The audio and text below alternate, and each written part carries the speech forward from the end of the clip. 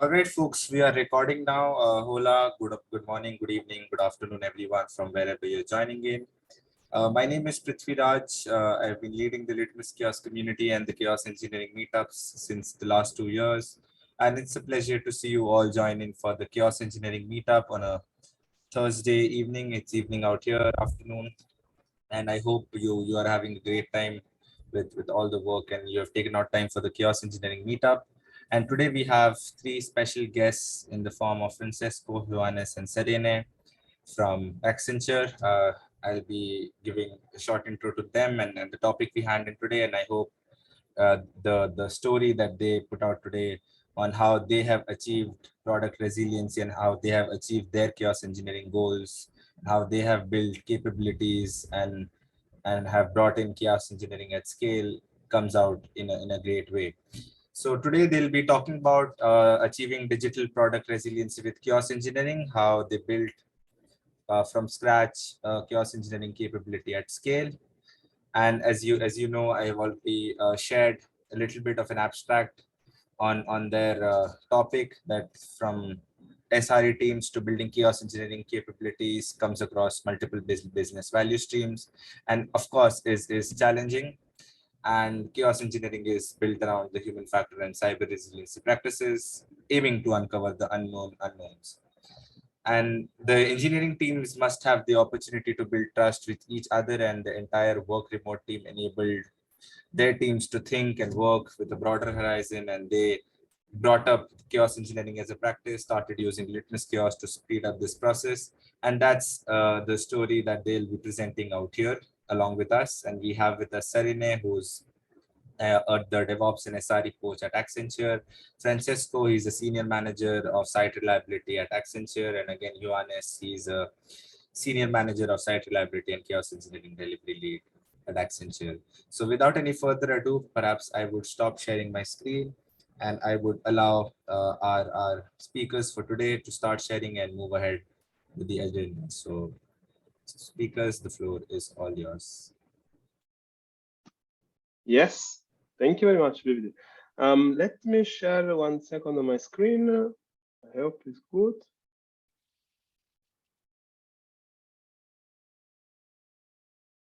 Can you see my screen? Yes, Francisco. Perfect. I will leave the word to Serenai that will introduce herself as well.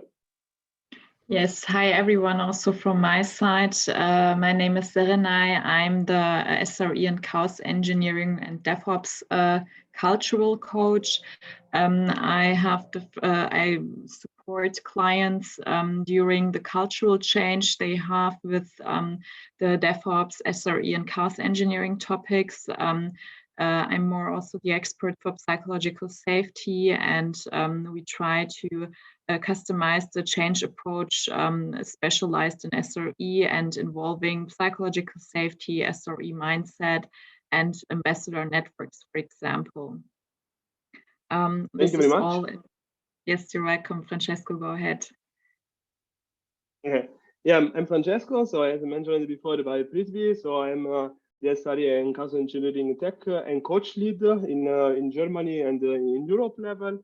And you can see I have a bit of knowledge, more or less 20 years in SRE, but also as well on breaking things in a different way. And when I started, I remember that we had a completely other technology to do this, was more around 20 years ago, and trying to kind of test the resiliency of our platform. I was also a speaker at the SRE Con 21 and the DevOps Con 21, so presenting security chaos engineering. That is something a bit more on the area of cybersecurity and chaos engineering combined together. And I have a pleasure to have with me Johannes. Johannes, if you want to go next. Hello, everyone. It's very nice to be here. My name is Johannes Stüber. I'm also from Accenture. I have more than 10 years experience in actually custom software development. I've done this in many different roles.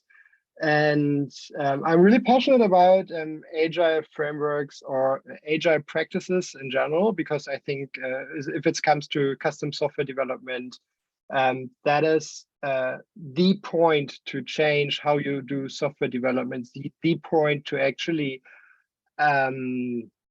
make a change to the business. And one part, what is really important from my point of view, how to actually run the system.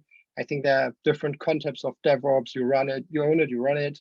And one part is also to make this future-proof and to make sure it's fail-safe. And chaos engineering is the part what is really contributing to this in a way that you have a safe environment to try this out. Yeah, I'm happy to be here, and let's move forward, Francesco. Thank you very much, Johannes. Before we go to the agenda, let me just only tell that if you have any question, please use also the chat because later we can have a look and we can answer you. Johannes? Yeah, so I think we said welcome, and it's cool that so many people joined this call. First of all, I would like to give you an overview of the roadmap of chaos engineering. So it means a bit about how we actually executing or introducing chaos engineering to our clients. Furthermore, Francesco and Sarah, would you a bit of a context, why is that important and what could change through introducing chaos engineering? So a bit of the motivation. And then for sure afterwards, how we do this, what are the different sessions and tools we use? And we also talk about a bit, there are different tools to actually support this, this capability. And we would like to talk about this one as well. And afterwards, we are absolutely happy to receive your questions, and we will try to answer all of them as much as we have time. Please move forward, Francesco, with the next slide. Yeah, as I said, that is the complete roadmap. That maybe looks a bit complex, but let me start from the beginning and guide you through the actual roadmap and explain a bit what it means. This is actually an overview of more or less what we will talk about in this whole call. I think we will put a focus on some of the things, and some others we will just touch high level. So let me start on the left, when we actually start to hit the road and do our road through the different points. What you can see is actually also the navigation plan, what we would apply if we come to you or to a new customer. So first of all, I think it's very important why you want to introduce chaos engineering. What's the North Star and what is the vision? I think later Sarah and I will talk about a bit of the motivation. So it's maybe about resilience, it's maybe about cybersecurity, what you would like to improve. I can tell you at one of our latest engagements, there were a lot of problems with stability and a lot of P1 incidences. And they would like to have an environment where they can actually try out different scenarios with chaos engineering to improve this situation. So first of all, getting North Star and mission clear.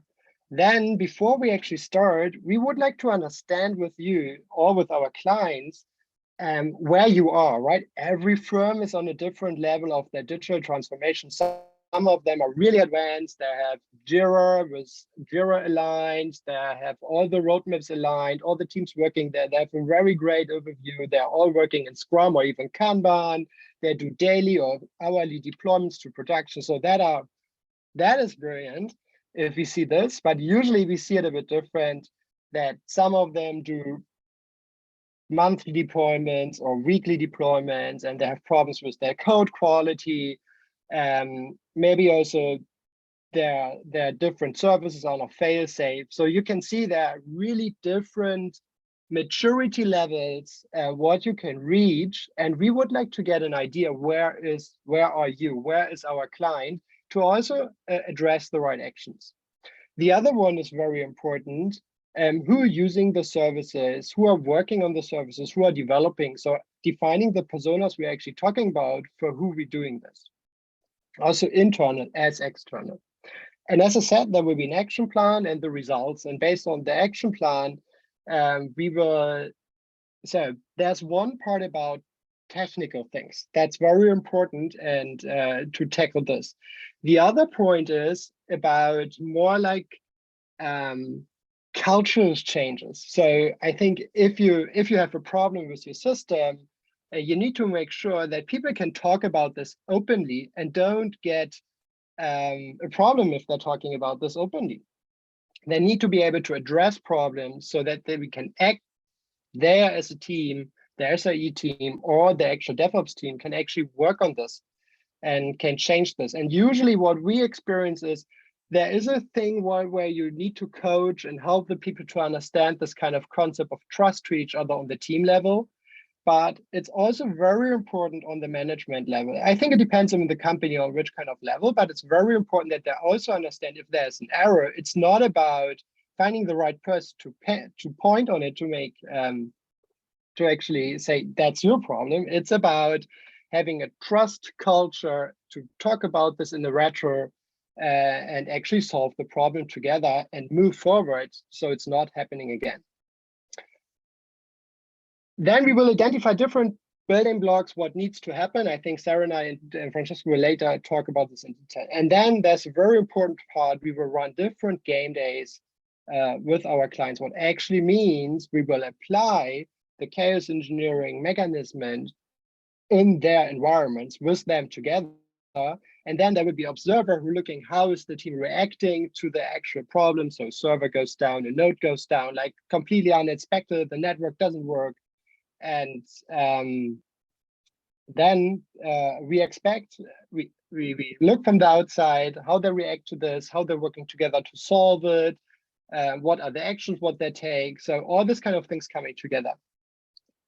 And you can see that that's the road over time. I think it looks like on this picture, it starts on the left and on the right, you're finished. This is if you introduce this, that is somehow right. But if you see that is like also a circle in the end, you need to do some things more often and run it more often to actually make it really stick to everyone or stick to the organization. That is why we have reflection. So I think some of the things will happen more often.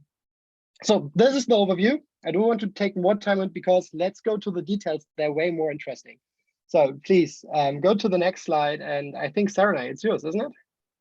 Yes, it's my turn now. We will just have a short focus also from the cultural part, the North Star and the vision. It's really, really important to do it right in the beginning and to align not only on the North Star and the vision, but also on the understanding of SRE and Chaos Engineering. So before we start with any measures, it's really important that we align with the leadership, what our target state is and what exactly we want to reach with SRE or Chaos Engineering. So therefore we start we start looking in the mirror and analyze where we are currently staying. We try to get insights due to our assessment, for example, Johannes presented about the strengths our client has or about the challenges of our client. And after that, we identify somehow the strengths and the pain points we have with regard to Chaos Engineering or SRE. After that, we will have a look through the window and have a look on what other companies are doing with SRE Chaos Engineering. We discuss best practices from our side and for sure industrial trends. So in the last step, we will have a look on the crystal ball and define our vision and our guiding principles with the whole leadership team, but we can also include the team leads, for example, for that. So we define also the guiding principles for the transformation so we can communicate the whole vision across the team and across the organization. And therefore, the team has also the guidance how to behave, what the target state is, and what he contributes to. So besides of that, we will also have one common understanding and one vision of SRE and Chaos Engineering during the transformation and across the organization. And so we can avoid misunderstandings, which are mostly in different client projects. They do not really define the understanding of SRE and communicate it, so they have a lot of misunderstandings, and therefore with the North Star and the vision we can avoid that. Great, we can move on. Chaos engineering. So what do we improve with chaos engineering, or why do we need chaos engineering? So with chaos engineering, we can reach a higher cyber resiliency. You will have also a better observability, and you will build confidence in your own system. So therefore, we can make use of chaos engineering. Maybe we can have a deeper look into cyber resiliency. Cyber resiliency is the ability to prepare for cyber attacks, as well as the ability to respond and to recover from such an event. It also considers the ability to operate during cyber attacks, for example, and to adapt and recover from them. So we identified 5 pillars. In the very first step, we are able to prepare, for example, by defining roles and responsibilities and enabling the people with their roles. We prevent best practices. We prevent with best practices. Besides of that, we do continuous scannings, for example, to detect from cyber attacks. And we also can dynamically respond to cyber attacks to reduce, for example, harmful impacts. And after such attacks, we should also recover and discuss lessons learned and communicate them across the organization and across our teams to have those learnings and to make sure that other teams do not do the same mistake. Great, Francesco. I think we can move to the next slide and leaving the word to you. Yeah, thank you very much. Yeah, we are talking about the next step. So as you learned, chaos engineering is not only about the technology, but it's also about the human factor and at the end also methodologies and processes. But what we are talking about here is on the fact how we realize that we have an experimentation running, but how we also realize when it's the good point to start. And usually in SRE, we use always observability as the first. Is the first one that we are establishing, and is also the one that we are also taking care. And with chaos engineering, usually we are also improving the observability. So how we observe a system, but how also we get it is a signal that for us they are crucial to understand when we have a problem and why we have a problem in the end. So in SRE, usually we have a lot of different data sources. I don't need to mention all of them. There are even more. What was most important is to collect data coming from a golden triangle of observability. I guess you heard also about this from SREs. Then the last one is about the golden signal. So golden signal for us, they are giving us the moment, the way, and when we have the ability, when there is a load on the system, but also where there are not yet maybe these cyber attack or cyber events, these disruptive event where we can start the experimentation. So we use observability, first of all, to convalidate when we can run the experiment. When we are running the experiment, we can get the status of the experiment, but also think about, so when our target is about the continuous verification, so is bringing this experimentation in a CI/CD pipeline, here we have a stop button, so the automatic stop button at the end, okay? So I guess this is something as basic. So at the end, we have the building confidence in our own system. What does it mean? I'm sleeping during the night, I have an incident, and I know what I have to do. And I know exactly what are the procedures. I know also that my system will anyway fix after a couple of minutes, a couple of seconds. And even I know that at the end, what are the tools that I need to use? So this is the confidence. The confidence is also about the security that you have, that you know exactly how to behave when this disruptive event they will happen. And the disruptive event can be like a new deployment, can be an incident, but also can be a new services going on production, or what you see as a first point, having new resources. So I hired someone new. I cannot wait maybe 3-6 months. I know a lot of customers, they had this, to bring them on production system or to bring them to be able to answer to this pre-1 incident. With chaos engineering, we are bringing them to already analyze from their first day what are the problem, but also learn from learn from other SRE experts on the project. And in fact, it's bringing up to speed the new SREs. So it's also used via chaos engineering. Then discovering blind spot. I mean, this is the easy one. I think all knows that you have a lot of behavior on the cluster, on the product, on the architecture, on infrastructure, on application, on platform, but also even on the team. Here we are trying to discover what are these blind spots where we never thought about this. And there is always a question about what I will do when this will happen, you know? So this is actually what we can use and leverage with the chaos engineering. We can answer this question. Then improve MATDD and MATDR. I mean, the easy one, but you know exactly why we have this. So our target is really fixed, is precise, is data-driven. If we improve at 1%, 10%, 100% of MATDD and MATDR, so reducing them, then of course we are successful. And we can share this story in other departments of the companies, of course. MATDD, you remember, so it's mean time to detect the issue. So my system, I need to be fast and detect the issue.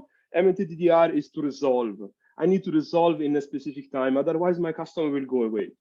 And the last one is improve the communication. So Zerenai already told us about the human factor of chaos engineering. Don't evaluate this part because it's really important. If you have a good communication, all people, they know how they need to act when there are these special, let's say, events and disruptive events. Now we go like more on how, and I will leave the voice. Before we go ahead, maybe we have a few questions in the chat. So does chaos engineering fit with other testing practices at Accenture and goes hand in hand, or is a separate practice altogether? No, you will see later. We collect on the slide. If you keep patient of a couple of slides, you will learn why we are combined together and where we are not always overlapping, but we are optimizing our work with the testing, with the testing environment, but also with the experimentation. So you will see us up. And during assessment phase, what parameters are to be considered from CE point of view? Yeah, so you will see we collected this in a couple of slides. So again, if you wait a couple of minutes more, we know about this whole perplexity, but also question. That's why we tried to put those in the slide. And you will see that it's really structured the slide. So we found a way, a data-driven way to exactly get this parameter and try to understand what we can do in this area at the end. I think it's very cool that you're posting your questions in the chat. Please go forward and do this.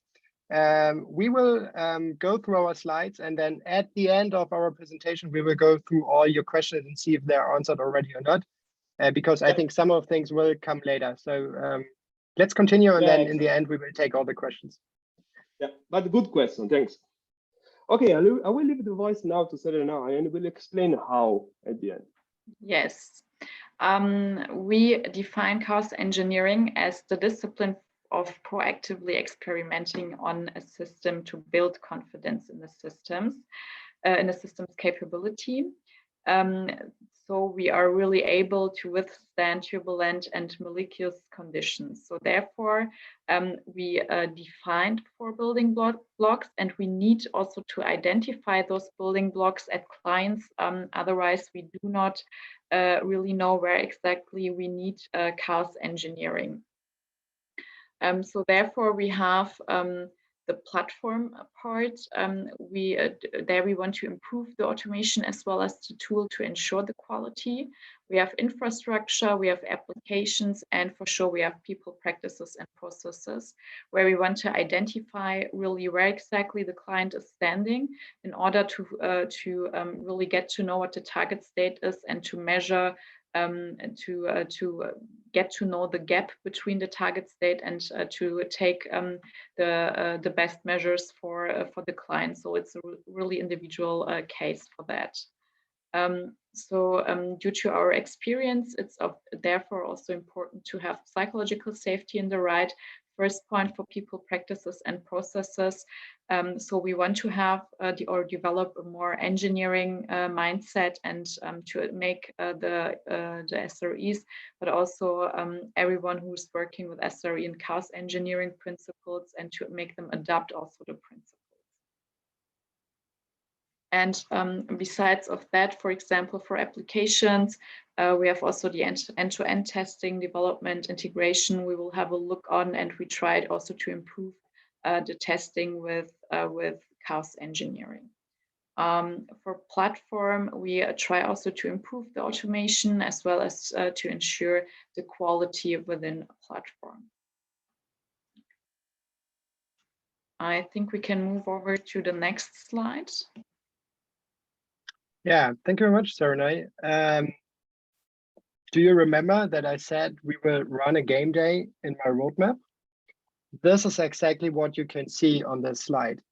Before you can actually run a game day, there needs to happen a lot of preparation. The preparation usually is done in collaboration with our clients, because the whole thing is that they can learn how to execute this.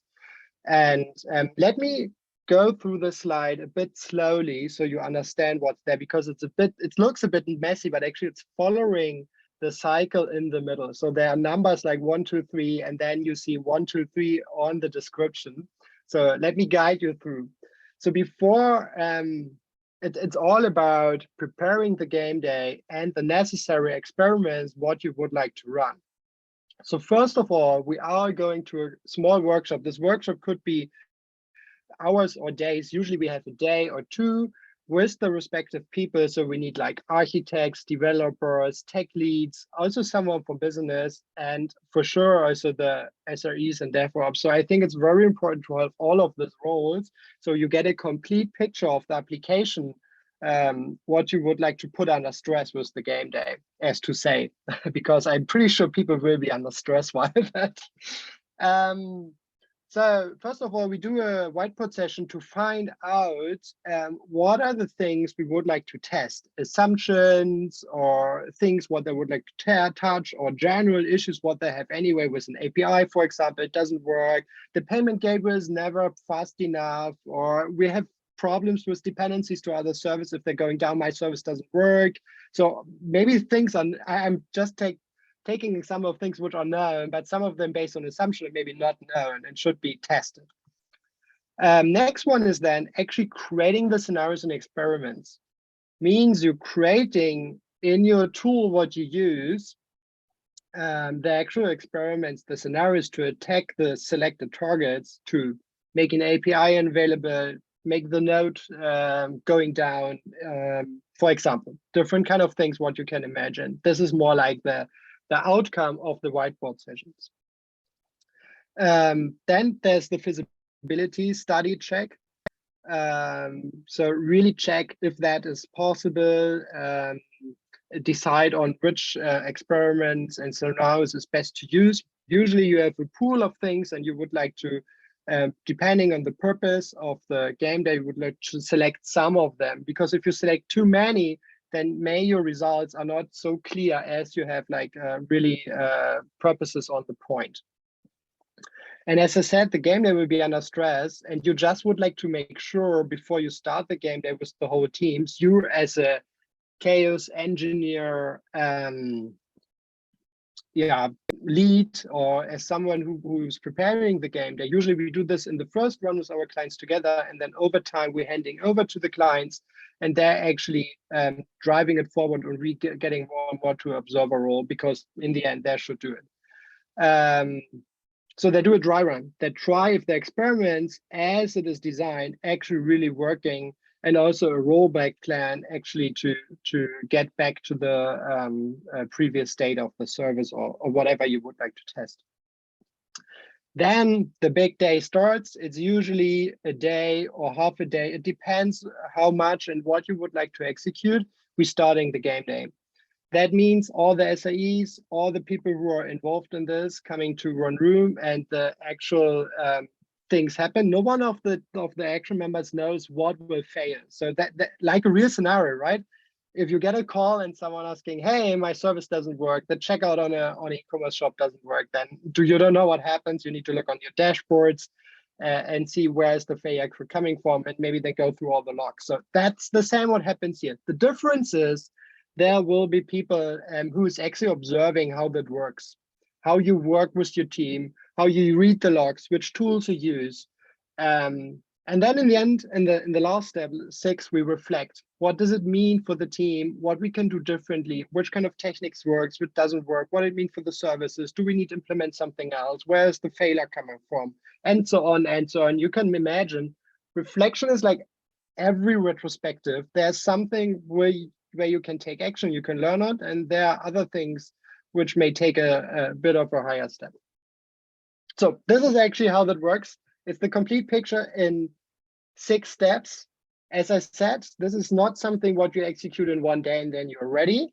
I think this is a 6 steps plan, what is, in particular, if you do this first time, over a couple of weeks. Thanks, Johannes. I would like to hand over to what we do now.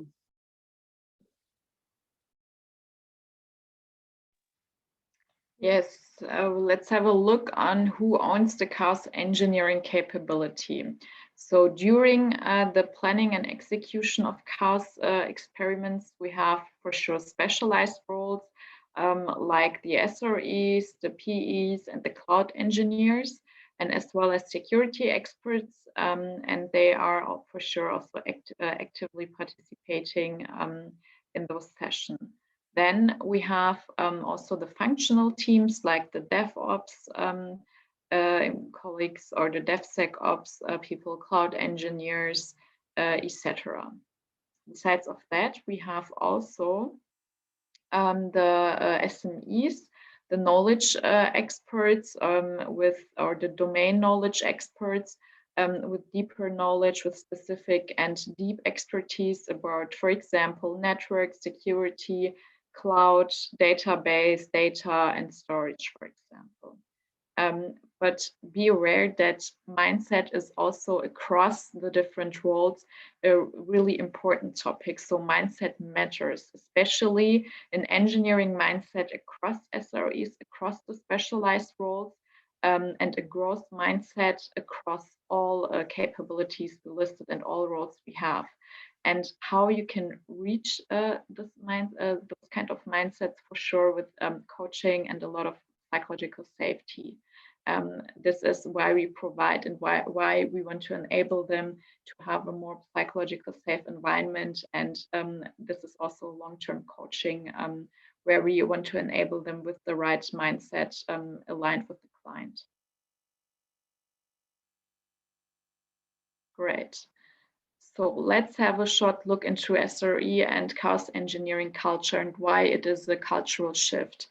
The cultural shift for SRE and chaos engineering takes place across the organization, and it affects the culture, people, processes, and tools.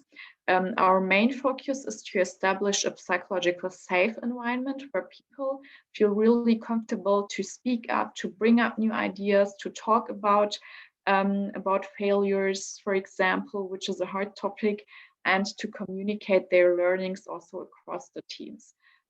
So they are at the end really able to take also interpersonal risks without the fear to get blamed.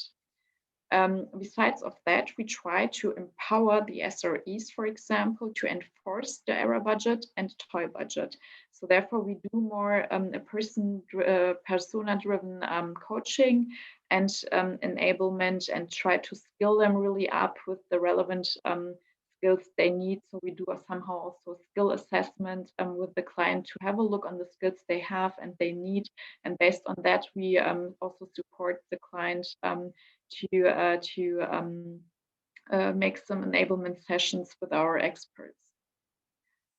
Also, the processes do change with chaos engineering as well as with the SRE transformation. For example, we introduce with SRE new KPIs and implement error budgets. So we need also an acceptance for failures, not only in the teams, but also in the management and in the top management. So they need also to be enabled with the new processes and the new KPIs, which will be used. Beside of that, we need also to empower again the team that they are really deciding how to spend their error budget. Last but not least, The SRE and Chaos Engineering implementation will also implement new tools, for example, for monitoring, observability, but also new methods, for example, postmortems, which is also somehow like a retro session and which should be also take place blameless. And besides of that, we also provide game days, as Johannes also told, where the SREs have really the opportunity also to experiment somehow and improve their ways of working. Good, then we can move to the next slide. Thanks, Renai. Okay, I guess you were already posting on the chat, what is the difference between the testing and the experimentation? Are we having the same team? Usually, it's not that we need to retest again at the end. So we already tested before when we were doing at the end the phase before of going on bringing to production system our software, our application, and so on. And what you see, there is a big difference. And so most of the time, there is always coming this question, to be honest, because we think about that experiment is similar to testing. At the end, it's not similar on the fact that I can do a lot of tests and I can try to understand what will happen in the different condition at the end. And what you can see here, we put some of them. I will not read all of them. I mean, you will see anyway from the registration. And what you can see on the left side, an example can be, I have a variable and my variable is accepting only true or false. So if I push and I send inside this variable maybe a number, there will happen something. But I can test it because I know it. I know that my variable, when I defined it, was a Boolean at the end. So if I send something different, I can define my testing cases at the end. Another one can be about exploring the unknown, the known at the end. So I know that my application will last. If I have 1,000 users, it will be 1,000 users. If I test for 2001, it will be 2001. But if I test it for 1,000, doesn't mean that 1,001 will work. So in this case, testing, they are limited on the fact that I have something, I can test it at the end, okay? Classical, it can be an example, even a smoke test. On the other side is experimenting. So what does it mean? That I don't know what is the behavior. So if I inject a variable, what will happen? If I inject a variable one time, maybe everything will be fine, it will be an exception. But if I will inject with a rate of 2,000 requests per second, what will happen? And in this case, there will be behavior of the application. And we also needed to understand that here we are experimenting at the end. We are really trying to understand the extreme, how there will be the behavior in the extreme phase, in the edge cases at the end. So at the end, what we put is really exploring the unknown, trying to find this blind spot. Blind spot, it means that as well, that maybe our observability system, maybe our monitoring system, or even our team, they don't know about this. So they don't know about the behavior of the system when this condition will happen. And that's why we have the motivation to experiment instead of testing in the end. So it means also as well on the other side that if you think about it, you have your testing team, you will work together with them. You will try to understand what they already tested, and you will try to push on experimentation in the end. So try to understand where they were not thinking about this. Usually there is always one of a big famous question, what will happen if there is this condition at the end? And this is exactly what you are going to answer. If you can answer, you are just testing. If you cannot answer, then I need to experiment. So I need to run something and break the system and try to understand what will happen later and document it, of course. I mean, don't leave it just only as a theory. In this case, you find something where there is a needed experimentation at the end. So it's similar when we were doing at the school with the chemical, experimenting with the different portion and then trying to see what will happen after. And this is exactly the way where we are doing an experimentation. Of course, you have always to keep an attention about the blast radius. Because if you start with the blast radius, so it will be the impact on your system too big, you will have only a disruption problem. You will have like a downtime and maybe a downtime of 1 or 2 or 3 different days. So take care to start really small, contain it, that you know what you're doing, you know maybe what will be the cases. And I guess that when we organize the next meetup, will be also my colleague that I can show about some of the experiment that we run. And this will be also interesting for you why we are experimenting and not testing at the end. But now let's jump on the other side, because we said we wanted to have the selection of the tool and also to give to you a methodology of selecting the tool at the end. That is the one that we did at the end. So we listed a lot of different tools. We tried to understand on the tools what we were able to do. And if you see on top, there were different area of attacking. So you know that with experimentation, you can attack an API, you can inject on the API something different. I can create latency, I can create maybe errors, I can create, I don't know, a fake positive results, strange, or even in observability, I can push something different.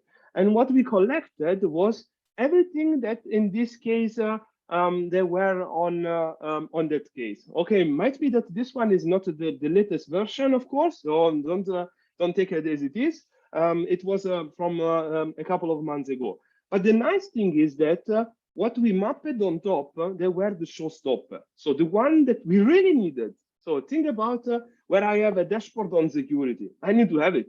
I need to have absolutely, because I want to see what will happen at the end. Or in another side, maybe the metrics reporting. I want to have absolutely this because I want to make automation. I want to do the continuous verification. So I need an instrument that is telling my tool that will be stopping at the end, will be having a problem at the end. Okay, and in this case, we were really targeting and trying to understand what is the tool that for us is solving a lot of problems at the end. Okay, so now you saw what they were on the tooling. On the rest, we selected the LitmusChaos. Okay, why this? So first of all, because we had this scorecard. So we created a data-driven approach. We didn't want to have just only POCs, but we wanted really to give a number inside of this POC, and we wanted to understand when the first thing the LitmusChaos was giving us the benefit. And if you can see on the left side, so PO1 incident. We listed all the PO1 incidents. We understood any kind of PO1 incident, how we could transform with the PO1 incident actually to an experiment. And we put this in a chaos backlog. A chaos backlog at the end is just maybe if you're using Jira, if you're using other software, is just a user story. You put this as user story. I had this and I had this problem, and this was causing this XY and was touching these three different environments. Maybe we can even put a link to your ITSM tool, some screenshot and so on.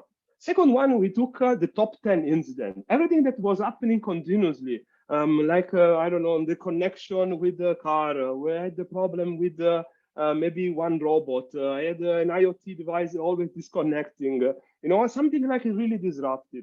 And in this game, that is always repetitive. It means that every time, maybe people, they don't spend time to kind of fix it in long term, but it's still there. It's still there because it's known, all they know. In this case, you should bring inside a chaos backlog, because can cause to you to kind of let's say, fill this backlog at the end.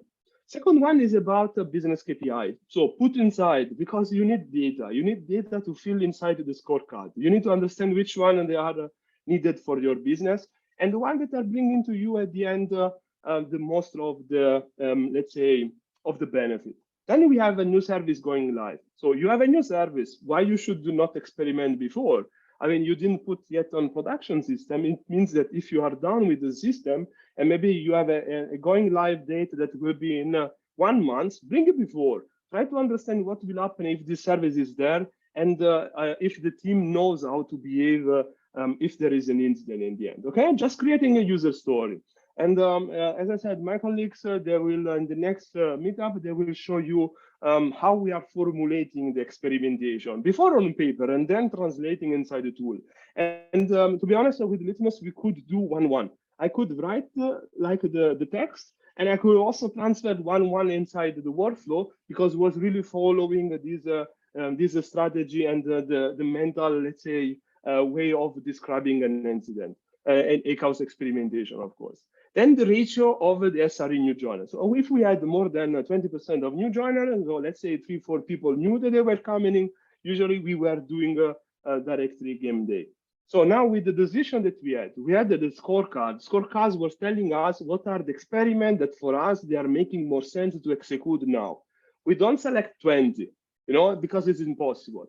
Maybe of these 100 experiments that we created, we short set on 20, let's say. And on 20 of this backlog, we were the one that we were selecting maybe maximum 2 or 3, depending by the long of the game day. They were the one that we were executing during the game day or the fire drill, or even if you do automated execution. I saw in the chat was when you bring this experiment to automate inside the pipeline. I mean, if you have the ability and you know how to not only execute it as a workflow, because it's super easy. I mean, you have already the workflow created when you finish and you submit to the Chaos to the LitmusChaos API. But on the other side, you need to understand if you can stop it automatically. So if you are sure that you can stop, if you have the right input or the right signal from the observability tool, then do it, try it. Because it will be that every time that you are going to deploy to production system, it will be before an experiment running. And then if this experiment will be validated, so everything will not crash and you will not have a problem, then automatically you will deploy on production. A simple example can be also to use error budget, as before SRE was telling us. So error budget is your friend, is the one that if you have a lot, use it. And you need to gain it to use it at the end. Last plan is about the selection plan. So you have to create a plan. You need to understand which experiment you should execute before in a game day. As we said, select for the beginning just only maybe 2 or 3 maximum of experiments. Try to contain them. Give the people the possibility to deep dive, to share the screen, to document, to collaborate together, okay? And to increase the maturity. This is one KPI. And Sarah and I maybe will explain also later, because we have one slide with the KPIs if we have enough time. We will explain you that also these KPIs, they are really important to track before of starting the chaos engineering capability. And then after maybe 30, 60, 90 days of executing already 2 or 3 different game day. And you will see that you will improve. You will improve maybe on communication at the beginning, and then later you will improve on the technology at the end, okay? I would jump now on the question that we have still in the chat. We have a small wrap up. I will leave to you, Johannes, and then later we leave a space on the Q&A. Yeah, as I said in the beginning, right? First, the North Star, as usual, right? Define where you want to go, so you can actually track if you are on track, yes or no. I think Sarah and I told you what does it mean and how it looks like. Identify the different building blocks. I think on the roadmap, I showed you all the different building blocks, what we need to work on to introduce chaos engineering to you. And I think even if you have this already introduced, there are still things like preparation of the game day, for example, what needs to happen anyway. Maybe it will be way faster because you already know what you would like to test and you can reuse some of the experiments, but still that will happen. And then I think that is almost like as important as the North Star, fixing the things. So it doesn't help you if you're executing a game day and executing the actual experiments and then don't act on it. What are the findings? So I think there needs to be enough time to the teams to actually act on it, to make a change, to make things different, to change the code, higher quality, make them more resilient, like the action items, what you define after a game day. And whenever something goes really great or you have really learning, then it's very important to spread this around the organization, because maybe usually other people have the same problem or a similar problem, or they also suffer from a real incident and they would like to know how to recover from this. And if you have a good story to tell how you have this done with your team, talk about this. That's very important. Talk about the failure, what you had and which measure you took, and with action and how you come over the incident so it will not happen again. And I think usually in all this modern practices about lean and agile, we recommend to start small. If you have different value streams or if you have different product areas, Start with one of them. Start with one service. Make some experience there. Start like as small as possible, so that if you fail or it doesn't work as you think, also with the introduction of chaos engineering, you can adapt, because it's a journey, right? Not everything will happen from the first time. Not everything will be in place.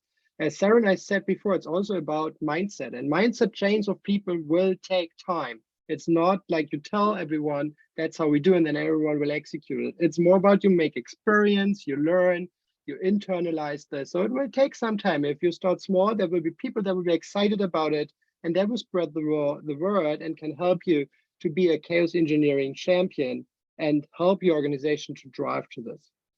And whenever you think you're at the right time, then scale it and have this first-hand champion. They're going to the different areas and can spread the word about their experience and can help to set up chaos engineering and other product areas or departments, however you are structured, and to help to introduce this one as well, or other teams. Francesco, do you would like to anything to add where you say that's the thing? Or you I guess this is the best team. Yeah, we should do like a template. Take it as the first stage, you know, and if you need an help, you can contact us anyway.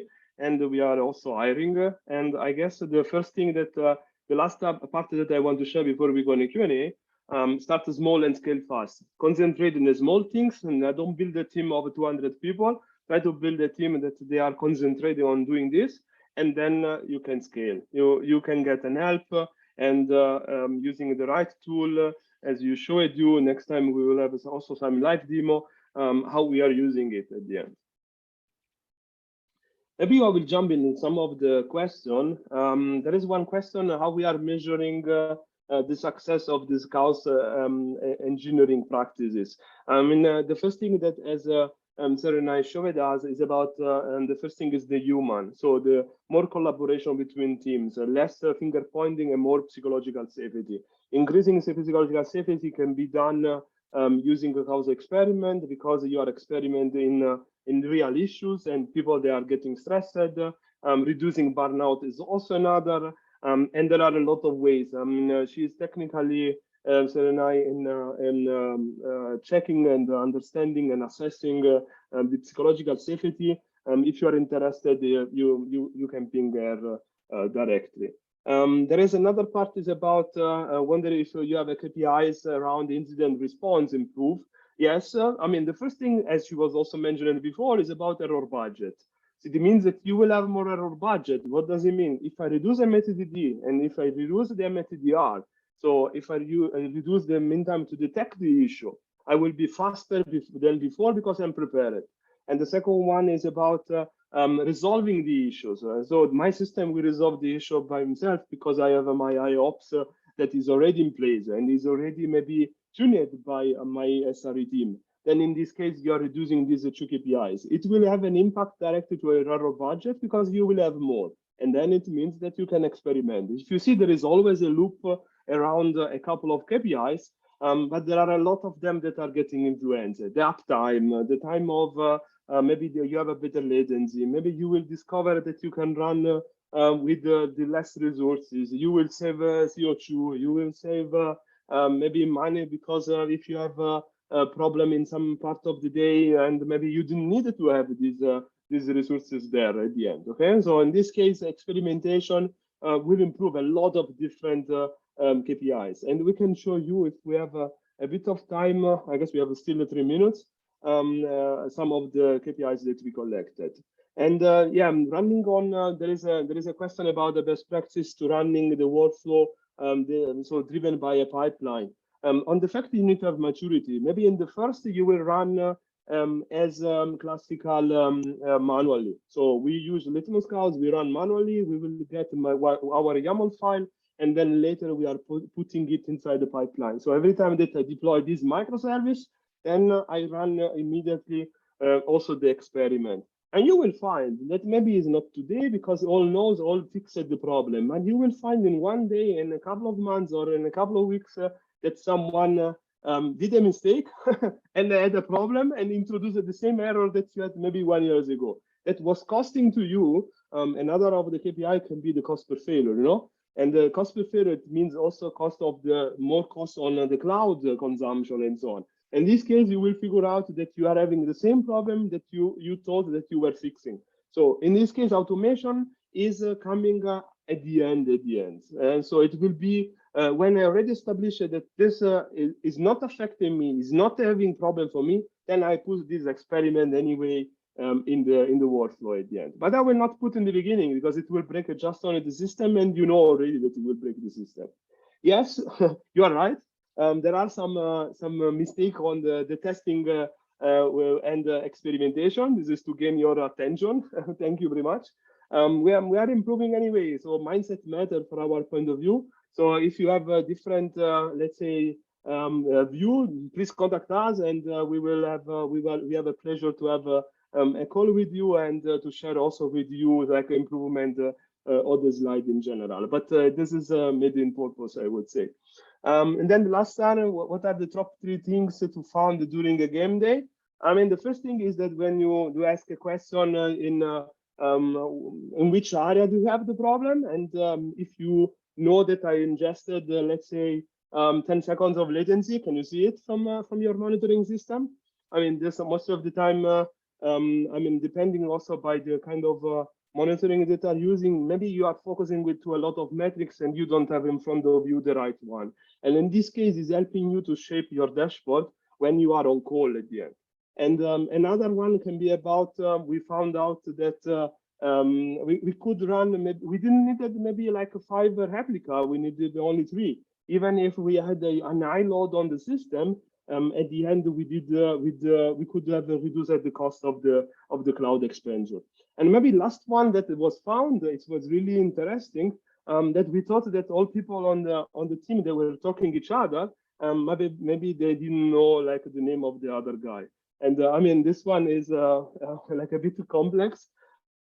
But at the end, it's improving also the human factor. So communication is really important inside an SRE team, and is really important where you are on call. You have to know how you call the other people at the end. Okay, so this is I mean, easy one, but can be fixed maybe with a couple of game day, and you will improve on the next at the end.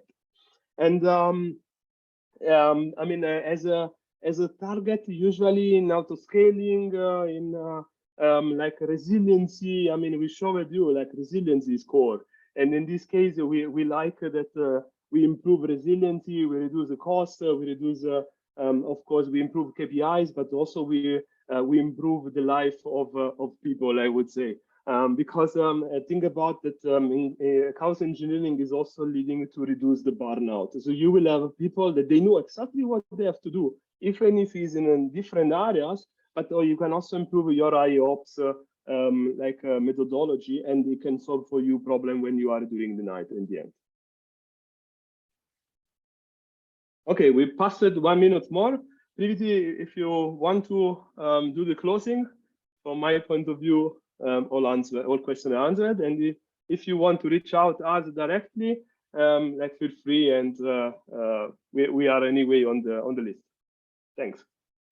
I hope you enjoy it. Thanks a lot, Francisco, Serene, and Johannes. It was an amazing presentation, and I'm sure the attendees enjoyed a lot. We are already 1 minute beyond time, and thanks a lot for sticking in for the 1 hour, and thank you for the amazing questions once again.